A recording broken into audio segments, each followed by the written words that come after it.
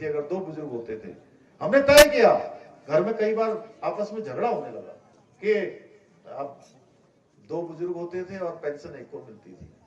हमने कहा भाइयों बहनों कि हम किसी भी कीमत पर इनको अब आपस में दोनों को झगड़ा नहीं होने देंगे, दोनों प्रेम पूर्वक रहेंगे, आपस में मिलकर रहेंगे और दोनों को पेंशन लगाई। दोनों की पेंशन की व्यवस्था हमने करी है। इसके साथ साथ आयुष्मान योजना में हमने आज 55 लाख लोगों के यहाँ पर हमने कार्ड बना दिए हैं राज्य के अंदर। इसके अलावा हमारी बहनों के लिए हमने चुनाव में कहा था कि हम 30 गैस के सिलेंडर हर साल गरीब परिवारों को मुफ्त में भरकर देने की योजना लाएंगे। मुझे आपको बताते हुए खुशी हो रही है कि 1,82,000 परिवारों को 2 साल से इस योजना का लाभ मिल रहा है। 3-3 सिलेंडर मुफ्त में उनके घरों को तक पहुंचाया जा रहा है। हमारी सरकार प्रदेश के वर्तमान के साथ साथ भविष्य की चिंता कर रही है। अभी भाई सुरेश चौहान ने यहाँ से बोला कि हम चाहते हैं, हमारे प्रधानमंत्री जी का ये स्वप्न है, संकल्प है कि यहाँ पर पर्यटन के क्षेत्र में हमारे 4 धाम बढ़े, हमारे भटवाड़ी का क्षेत्र बढ़े, उत्तरकाशी का क्षेत्र बढ़े, हमारे बड़कोट का क्षेत्र बढ़े, आसपास के जितने क्षेत्र हैं, चाहे हमारे दयाला बुग्याल से लेकर इन क्षेत्रों में लोगों का आवागमन बहुत बढ़ने वाला है। आने वाले समय में इतना बढ़ने वाला है, उसके लिए हमने जो हेलीकॉप्टर का एविएशन टर्बो फ्यूल बोलते हैं, जो इसका तेल होता है जिससे हेलीकॉप्टर चलता है, उसमें 20% का ब्रेक लगता था, हमने घटाकर उसको 2% कर दिया, जिससे कि राज्य के अंदर हवाई सेवाएं आसान हो जाए, सुरक्षित हो जाए, लोगों को एक कोने से दूसरे कोने तक जाने के लिए किसी परेशानी का सामना न करना पड़े। इसी प्रकार से मैंने इनसे सुरेश चौहान जी से कहा, मैंने कहा कि सुरेश जी यहाँ पर जहां भी हमारे इन क्षेत्रों में गंगोत्री के आसपास अन्य क्षेत्रों में जहां भी हेलीपैड बन सकते हैं, आप मुझे प्रस्ताव दीजिए। मेरी प्राथमिकता है कि मैं सब स्थानों पर हेलीपैड बनाना चाहता हूं, क्योंकि लोगों को हम आसानी से करना चाहते हैं। हमारा जो चिन्यालीसोड़ का हवाई पट्टी है, उस हवाई पट्टी को डेवलप करने के लिए मैं लगातार बात कर रहा हूं कि लगातार मेरी चिंता है कि आने वाले समय में ये जो हवाई पट्टी हमारी नियमित रूप से हवाई सेवाओं को लोगों को देने का काम करेगी। इसके साथ साथ हमने प्रदेश को इंफ्रास्ट्रक्चर के रूप में विशेष रूप से मजबूत किया है। सड़क, पुल, अस्पताल, इसका हम निर्माण कर रहे हैं। जल विद्युत एवं पर्यटन से जुड़ी परियोजनाएं, इन पर भी हम तेजी से काम कर रहे हैं। इसी क्षेत्र में पॉलिटेक्निक कॉलेज में लगभग 15 करोड़ की कीमत से ये भवन का कार्य लगभग पूरा हो गया है। हमारे यही गंगोत्री क्षेत्र में, यहाँ मोरी में विद्यालय की स्थापना की जा रही है, महाविद्यालय की गंगोत्री के मोरी में। और इसी क्षेत्रों में सड़कों के बारे में अभी इन्होंने बताया आपके भटवाड़ी तहसील के लिए नए भवन की जो वित्तीय स्वीकृति है वो दे दी गई है। गंगोत्री में 5G का नेटवर्क सुविधा भी शुरू हो गई है। वहीं मोदी जी के गंगोत्री के मोदी जी ने जो वाइब्रेंट विलेज की योजना चलाई है, जादौन गांव को भी इसमें शामिल किया गया है और बड़े स्तर पर इस पर निर्माण कार्य आगे होंगे।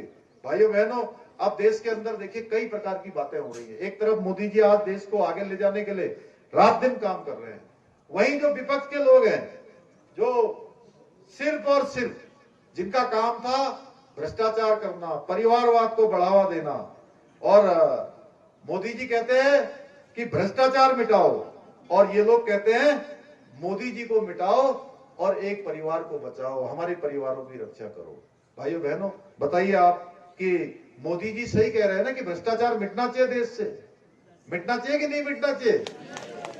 तो मोदी जी इस पर मोदी जी कहते हैं कि भी तुष्टीकरण नहीं होना चाहिए, सबके साथ समानता का व्यवहार होना चाहिए। ये कहते हैं कि वोटों के लिए तुष्टीकरण होना चाहिए। आपने देखा बनभूलपुरा क्षेत्र में किस प्रकार से हुआ।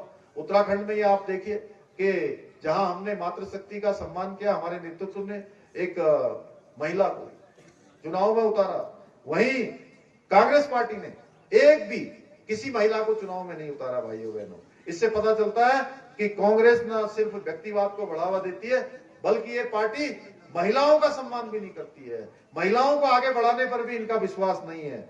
उत्तराखंड से प्रधानमंत्री मोदी जी का जो लगाव है वो किसी से छिपा हुआ नहीं है। इसी का नतीजा है पिछले 10 सालों में हमारे यहाँ उत्तराखंड में 2 लाख करोड़ से भी ज्यादा की योजनाएं स्वीकृत हुई हैं। हमने भी उनके मार्गदर्शन में, मोदी जी के नेतृत्व में, मार्गदर्शन में उत्तराखंड को पूरे हिंदुस्तान का सबसे अच्छा राज्य बनाने के लिए एक संकल्प लिया हुआ है।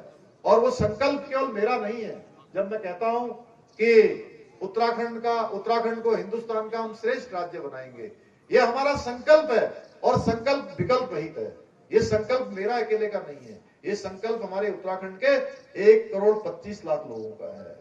उसका ध्वजवाहक मुझे बनाया है, मुझे जिम्मेदारी आप सब लोगों ने दे रखी है, इसलिए मैं ये बात बोलता हूं। और ये संकल्प हमारा तभी पूरा होगा जब हम सारे उत्तराखंड के रहने वाले लोग एक कोने से दूसरे कोने के, नीति से माड़ा से लेकर धारचूला और पिथौरागढ़ से लेकर उत्तरकाशी तक के लोग, चमोली और बागेश्वर से लेकर हमारे सभी जनपदों के लोग एक साथ कदम ताल करेंगे, गंतव्य तक एक साथ चलेंगे, तो हमारी ये यात्रा है वो अपने गंतव्य तक पहुंचेगी, हमको हमारा लक्ष्य प्राप्त होगा भाइयों बहनों। और आने वाले समय में उत्तराखंड हिंदुस्तान का श्रेष्ठ राज्य बनेगा।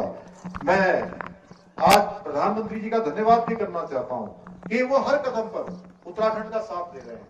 उत्तराखंड के लिए जो भी योजनाएं हम उनको कहते हैं, उन सभी योजनाओं को वो हमको स्वीकृति प्रदान कर रहे हैं, हमको किसी चीज की कभी कमी नहीं होने दे रहे हैं। उसी का कारण है, आप अखबारों में पढ़ते होंगे, आज ये योजना स्वीकृत हो गई, आज इस योजना के लिए पैसा आ गया, आज हमारे वाइब्रेंट विलेज के लिए आ गया, आज हमारे यमुनोत्री के लिए आ गया, गंगोत्री के लिए आ गया, केदारनाथ बद्रीनाथ के लिए आ गया, गुंजी में मास्टर प्लान बन गया, आज इस शहर के लिए पैसा आ गया, बाह्यस्थापित योजनाओं की स्वीकृति मिल गई है।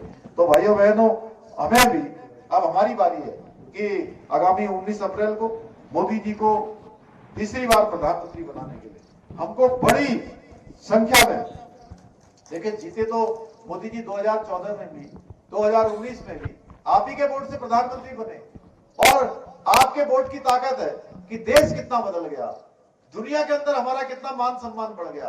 अब हमारी बारी है कि मोदी जी ने कहा है तीसरी बार जब वो प्रधानमंत्री बनेंगे और बड़े निर्णय वो लेने वाले हैं। भारत उनके तीसरे टर्म में तीसरी दुनिया की सबसे बड़ी आर्थिक शक्ति बनने वाला है। आप जानते हैं तीसरी बड़ी आर्थिक शक्ति जब भारत बनेगा तो क्या होगा, हमारे यहाँ पर और ज्यादा तेजी से हमारा इंफ्रास्ट्रक्चर बढ़ेगा, अच्छे स्कूल होंगे, अच्छी सड़कें होंगी, अच्छे हमारे पर्यटक स्थल होंगे, हमारे नौजवान युवा भाई बहनों को रोजगार मिलेंगे। और जो सोलर की योजना वो लाए हैं, सौर ऊर्जा की योजना जो